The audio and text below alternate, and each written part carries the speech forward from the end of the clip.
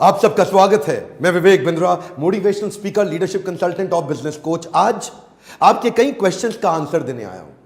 आपने पूछा जो छोटा बिजनेस कर रहे हैं और जो बिजनेस बड़ा करने वाले हैं, जो बिजनेस शुरू करने वाले हैं, इनमें कई एक बड़ी कॉमन प्रॉब्लम आती है कि बिजनेस में प्रोसेस कैसे बनाए जाएं। देखिए, बिजनेस दो प्रकार के होते हैं, एक पर्सनैलिटी ओरिएंटेड यानी कि पीपल ओरिएंटेड, और एक प्रोसेस ओरिएंटेड। जो पर्सनैलिटी ओरिएंटेड है, मतलब लल्लू लाल गुलाब जामुन वाला, लल्लू लाल है तो गुलाब जामुन बढ़िया बनेगा, लल्लू लाल नहीं है तो गुलाब जामुन बढ़िया नहीं बनेगा। गुप्ता बर्गर वाला, गुप्ता जी हैं तो बर्गर बढ़िया बनेगा, गुप्ता जी नहीं है तो बर्गर बढ़िया बन ही नहीं सकता, दिक्कत हो जाएगी। ये क्या होगा? सारे पर्सनालिटी ड्रिवन बिजनेस। लेकिन आपको क्या चाहिए? Process driven business.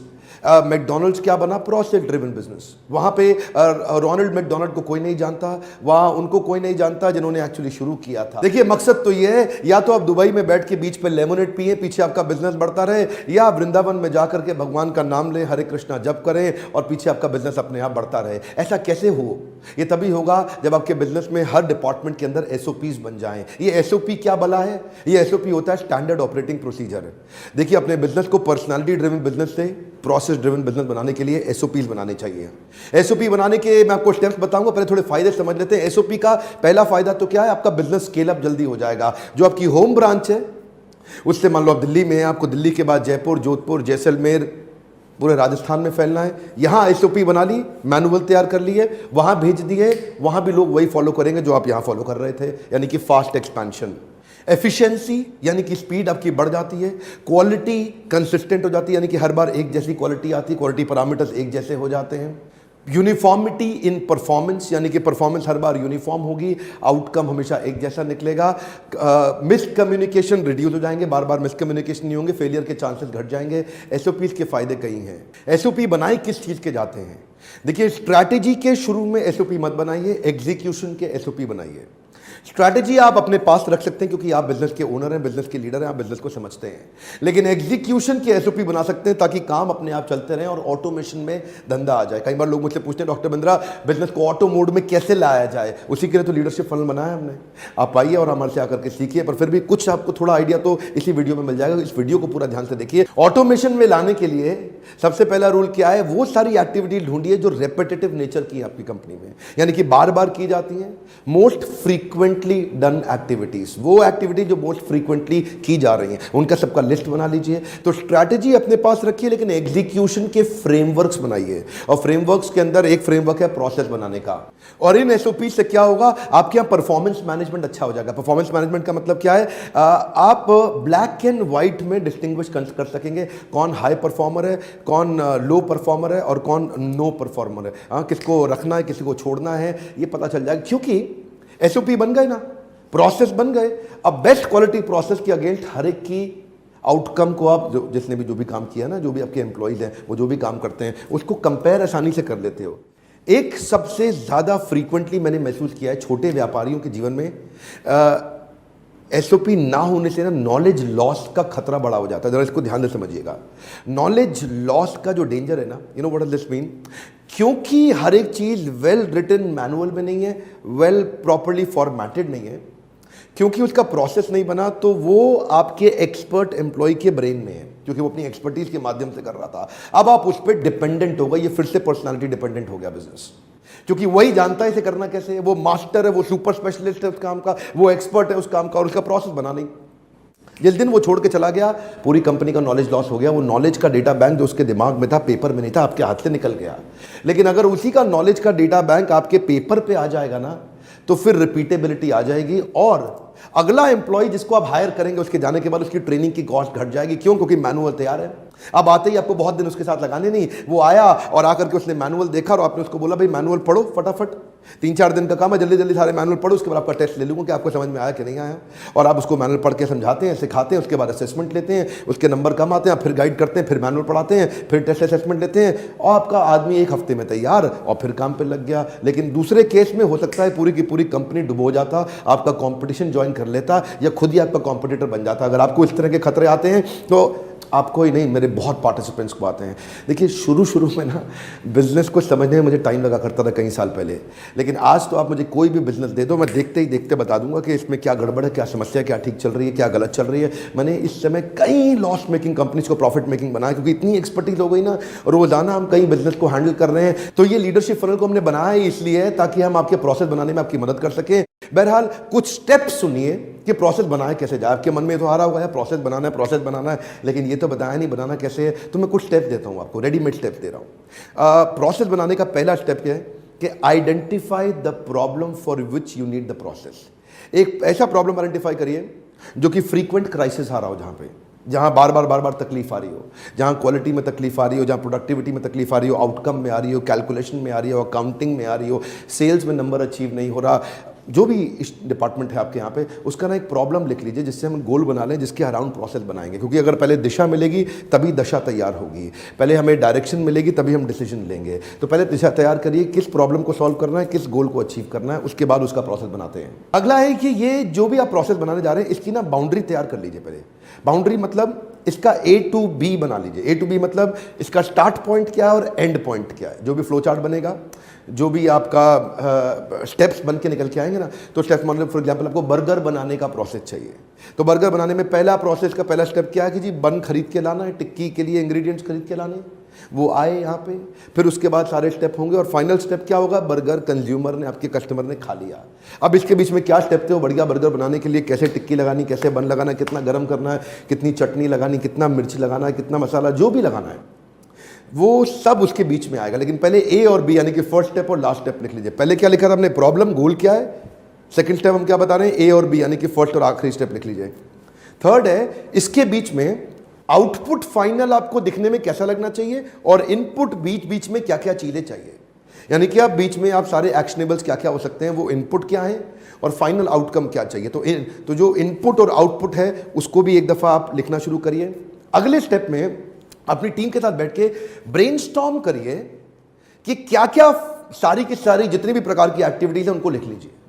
अब इस स्टेप पे सारा ब्रेनस्टॉर्म करना शुरू किया आपने बैठ करके। पहले आपने देखिए, फिर से वापस जाते हैं, पहले आपने क्या किया, पहले आपने गोल बनाया, गोल बनाने के बाद फर्स्ट स्टेप और आखिरी स्टेप का आइडिया लिखा, फर्स्ट स्टेप आखिरी स्टेप के बाद अब बीच के सारे स्टेप्स आपने लिखने शुरू करे कि भाई बर्गर बनाने के लिए क्या क्या करना पड़ सकता है। आपने सारी टीम के साथ बैठ करके लिखना शुरू कर दिया। अब लिखिए, आपने स्टेप्स बना लिए कि जी ये करना पड़ सकता है। अब अगला स्टेप क्या, अब इनकी सीक्वेंसिंग कर दीजिए। अब सीक्वेंसिंग का मतलब क्या है, 1 के बाद हो सकता है आपने 3 लिखा हो, 5 के बाद हो सकता है 2 लिखा हो, 2 के बाद हो सकता है 9 लिखा हो। सीक्वेंस ठीक बनाइए और सीक्वेंस के अंदर फिर देखिए मैन पावर की जरूरत किस किस की है, कौन कौन इस काम को करेगा। अच्छा, इसमें ना brainstorm around all the best practices. Best practice का मतलब क्या, जिससे सबसे बढ़िया बर्गर बनाया उसके बनाने के तरीके को ऑब्जर्व करिए। पहले सबसे चटकारेदार बर्गर किसके हाथ से बनता है, उसके सारे प्रोसेस को देखिए। ये डालता कितना है, ये गर्म कितनी देर करता है, ये कितनी आंच कितनी रखता है, सेकता कितना है बर्गर के बन को, ये कब निकालता है, उसके बाद ये नमक मसाला कैसे डालता है, चटनी लगाता कैसे है, इसके सारे प्रोसेस को पहले आप लिख लो। ये बेस्ट प्रैक्टिस था, क्यों, इसकी क्वालिटी सबसे अच्छी आती है। अब इसी के प्रोसेस को लिख के इसी के सीक्वेंस को इन्वॉल्व कर लें।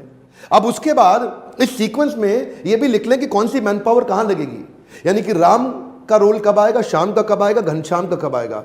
तो राम के बाद शाम और शाम के बाद घनश्याम। अगला स्टेप है put process role in a flow chart for integrated review. इसका मतलब क्या हो गया, इसमें 3 बातें, पहला तो प्रोसेस रोल, दूसरा फ्लो चार्ट और तीसरा इंटीग्रेटेड रिव्यू। प्रोसेस रोल का मतलब क्या है, अब डिसाइड करें कि किसका प्रोसेस में क्या रोल है। राम क्या करेगा, श्याम क्या करेगा, घनश्याम क्या करेगा, चमन लाल क्या करेगा, छगन लाल क्या करेगा, मगन लाल क्या करेगा। सबका पहले अलग अलग लिख ले, भाई तेरा रोल ये है, तू ये काम करेगा, तू ये करेगा, तू ये करेगा, तू ये करेगा। अब सीक्वेंस कर दें। प्रोसेस रोल बनाने के बाद अब सीक्वेंस कर दें। अब सीक्वेंस कर लिया, अब टीम बैठ के इंटीग्रेटेड रिव्यू कर लेगी। रिव्यू करने के बाद समझ में आ जाएगा, भाई तू यहां से इतना करके मुझको देगा, मैं यहां से इतना करके तुझको दूंगा। असेंबली लाइन जैसा बन जाएगा।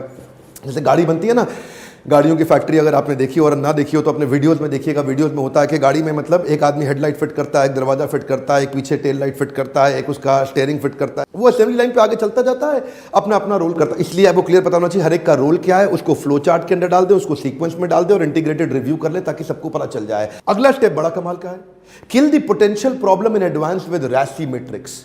इसका मतलब क्या है, देखिए प्रॉब्लम आएंगी, जब आप प्रोसेस बनाएंगे प्रोसेस टूटेंगे, प्रोसेस ब्रेक होंगे, बीच में क्वालिटी इशू आ सकता है और लास्ट में हो सकता है कि आपका गलत क्वालिटी का प्रोडक्ट या सर्विस चली जाए मार्केट में, जिससे आपकी बदनामी, आपका नाम खराब हो सकता है। तो ये जो पोटेंशियल प्रॉब्लम आने वाली है ना, उसको पहले ही खत्म करने के लिए एक राशि मैट्रिक्स बना दीजिए। ये राशि मैट्रिक्स हम लोग आपको लीडरशिप फनल में सिखाते हैं। मैं यहां भी थोड़ा आइडिया देना चाहता हूं आपको। राशि मैट्रिक्स क्या होता है? जो भी काम कर रहे हो आप, उसका RACI लिख लो। आर मतलब इस काम को करने वाला रिस्पॉन्सिबल कौन है। कोई भी मीटिंग बनाने के बाद, फ्लो चार्ट बनाने के बाद ये क्लियरली लिख ले इस काम को करेगा कौन। यानी कि बर्गर को बनाएगा राम, ओ वेरी गुड, ठीक है। अकाउंटेबल कौन है? राम, श्याम, घनश्याम जैसे कई लोग बर्गर बनाएंगे, लेकिन इनके ऊपर अकाउंटेबल है ए। अकाउंटेबल कौन है? अकाउंटेबल चमनलाल जी हैं, जो सारे बर्गर के लिए अकाउंटेबल है। यानी कि बनाएगा राम, लेकिन जिम्मेदारी, यानी कि कुछ भी गड़बड़ हुई तो गर्दन किसकी पकड़ी जाएगी? गर्दन चमनलाल की पकड़ी जाएगी कि तेरी टीम मेंबर ने गलत काम कैसे किया। गर्दन उसकी नहीं पकड़ी जाएगी, चमनलाल की। चमनलाल को रखा किस लिए था? इसीलिए रखा था ना कि राम ठीक काम करे। तो Ram responsible, Chamanlal accountable. Okay, यहां तक हो गया। अब अगला स्टेप क्या है? RA के बाद आता है C का मतलब क्या है? कंसल्टेड। कंसल्टेड मतलब जब भी बर्गर में देख रहे हैं कुछ स्मेल आ रही है, टिक्की में स्मेल आ रही है, कोई चीज पुरानी लग रही है, बर्गर थोड़ा सूखा हुआ है, तो इस एरिया का जो कंसल्टेड मतलब जो एक्सपर्ट है, सुपर स्पेशलिस्ट है, वो कौन है? वो है भाई साहब मगन लाल। मगन लाल 40 साल से बर्गर बना रहा है, वो सबसे बड़ा सुपर स्पेशलिस्ट है। जब भी कोई तकलीफ आए, किसको? राम को या चमन लाल को दिक्कत आए, तो ये मगन लाल से जाके मिलेंगे। देखो, राम बर्गर बना रहा है, वो रिस्पॉन्सिबल है। चमन लाल बर्गर बनवा रहा है, वो अकाउंटेबल है। लेकिन बर्गर का सबसे बड़ा एक्सपर्ट कौन है? वो मगन लाल है। मगन लाल 40 साल से बर्गर बना रहा है। तो जब भी कोई दिक्कत आए तो कंसल्ट मगन लाल को करो। किसको करो? मगन लाल को। राम ने देखा बर्गर में साहब दिक्कत क्या आ रही, टिक्की मेरे को सूखी सूखी लग रही, इसको लगाऊं कि नहीं लगाऊं। अकाउंटेबल है आपका चमन लाल। चमन लाल कहता है यार ऐसा करते हैं, सुपर स्पेशलिस्ट तो मगन लाल है, उससे पूछते हैं। तो अब क्या है, गड़बड़ की सारे चांसेस खत्म हो जाते हैं, क्योंकि रिस्पॉन्सिबल पता चल गया, अकाउंटेबल पता चल गया, कंसल्ट किसको करना है तकलीफ आते हुए वही पता चल गया। और फाइनली है आई मतलब इन्फॉर्म्ड। जो पूरे ब्रांच का हेड है वो कौन है? वो श्यामलाल है। श्यामलाल पूरे ब्रांच का हेड है, he has to be informed.